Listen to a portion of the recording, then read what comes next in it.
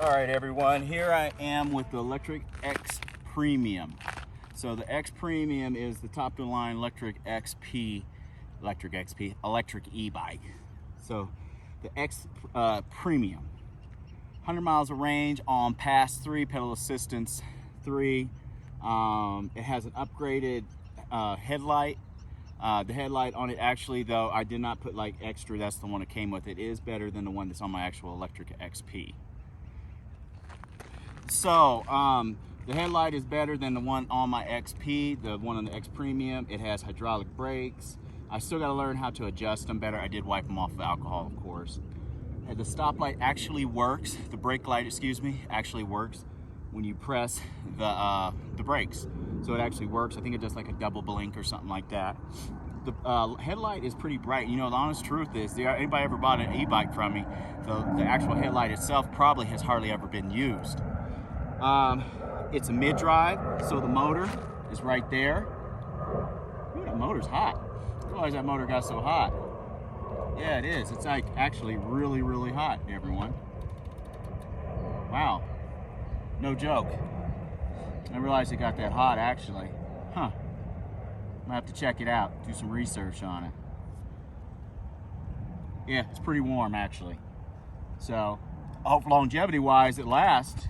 It seems pretty warm for me. I did ride it up the hill. I'm gonna tell you what this bike is and what this bike is not. So I still have an electric XP. I still have a Rad Mini version 4. And all the Rad Mini version 4 is what they now sell as the Rad 5 expandable. Basically, it doesn't come with shocks or any of the stuff. The Rad Mini 4 is a better bike than the Rad Expand 5, honestly, for what the price is on them. Before I tell you which one, tell you what this bike is and what this bike is not, let me first say that compared to the Rad Power e-bikes I've had the Rad Runner and I've had the Rad Mini 4, this is a pretty close quality product. Yes, it's got the hydraulic brakes, yes it does, but the Lectric XP is hands down no comparison to a Rad Power e-bike. I'm gonna be honest with you. Some people will tell me it is, but most of them haven't had Rad Power e-bikes.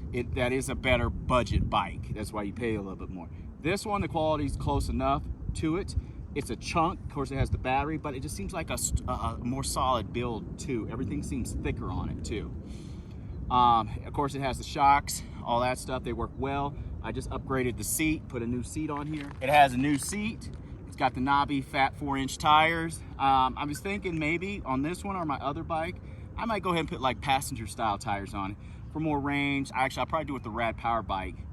Lectric XP, more than likely after the next ride with all my family, me, my spouse, and my wife and my child, is gonna go for sale. I'm gonna sell the Lectric XP. It's got 600 or so miles on it. It's been a decent bike besides the one time the controller burned out on vacation, but that is what it is. Now, getting back to it, this is a much better build than the old ones. I will not be getting the Lectric XP 2.0. I'm debating when I sell the actual XP, the 1.0, if I sell for like $500 or $600, which I'm sure I will, of getting the Lectric XP Lite, I believe it is, just because it's a smaller bike, we can use it, and it's pretty, once I sell Lectric XP, it's a pretty cheap bike, let's be honest. A couple, what, $200 or so more, or whatever I sell Lectric XP for. Well, you say, why would you do that? Well, I got 600 miles on the bike. It's about time to switch out the tires. It's a new bike. It's a lighter bike, so it could be a bike I take with me when I don't want to take this. You know what I mean? A smaller, light bike that gets 20 miles or so, that rides like a little BMX, basically. So I'm gonna get it, and my son can ride it, and my spouse can ride it, all that good stuff.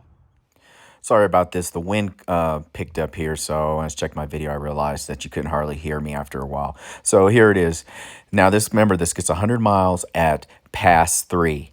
So that's with the 180-pound rider. So that's really good on straight throttle. With a 180-pound rider, it goes about 50 miles. Now, I read also on Pass 2, which is probably about 10 miles an hour, it went about 145 miles with a 180-pound rider. So give or take, you know, what it's going to be for you depending on your weight and size and all that good stuff.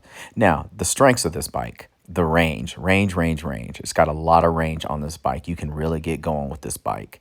So the range is excellent on this bike. It's smooth, it's quiet.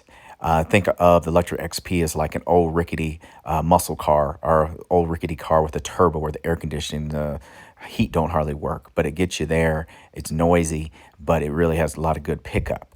Versus this is really smooth like an old Buick, or a new Buick, excuse me. Now, with that being said, it has shocks on the front. It's a higher build quality than my Lectric XP, much more, way better build quality. Everything is better on it, I want to say. The metal, everything is so much thicker on this bike than the Lectric XP. The handlebars are wider. It's got the fat tires. It has a better headlight than the XP has. So that's definitely some pluses for it. It also has 2 batteries, and it can run on only one of those batteries, by the way, everyone. So don't worry about that. Now, minuses of this: do not expect this to ride like the Lectric XP. This rides like a mid-drive bike, meaning that you're going to put some work in on this bike when you ride it. You're not going to be putting down the throttle and just taking off and hearing that whine of the motor. No, it's going to be quiet, but it's based on how much you pedal too. So think of it as basically doubling your leg power or something like that. With that being said, would I recommend this bike? Yes, I would. Would I recommend this bike if you have hip injuries or something like that? No, I wouldn't. I would recommend getting an Lectric XP 2.0 if you're on a budget, and just get the larger battery for more range on that bike, because the throttle will be stronger on it. This gets up hills pretty good with you putting in work. It's pretty good at doing that. But if you had to do it without that, then you might have some issues with it. It did lag a little bit going up hills in comparison to the XP. Comparing this to the Rad Power Mini, the Rad Power Mini has a bigger motor than both these bikes, and you can tell, especially when you take off from the line with the throttle. Taking off from the line with the throttle on this, make sure you put in the lowest gear and you use it that way to help you pedal with it to get it up to speed. With that being said, like I said, Lectric XP 2.0 would be better for someone who has hip injuries, age-related issues, a variety of different things people may have. It is a step-over bike, so it's much easier to get on, of course, than the regular Lectric XP 2.0.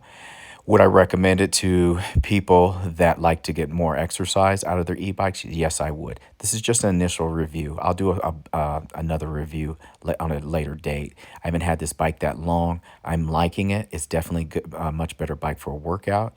It's just getting used to it. It's a mid-drive, everyone, so it's going to be different. The best thing about it, though, as a mid-drive, which most of them don't have, is it has a throttle. That's a big deal. So anyway, I hope my initial review helps someone out there, but do not think this is like your regular Lectric XP or anything else like that. Thanks for watching, everyone.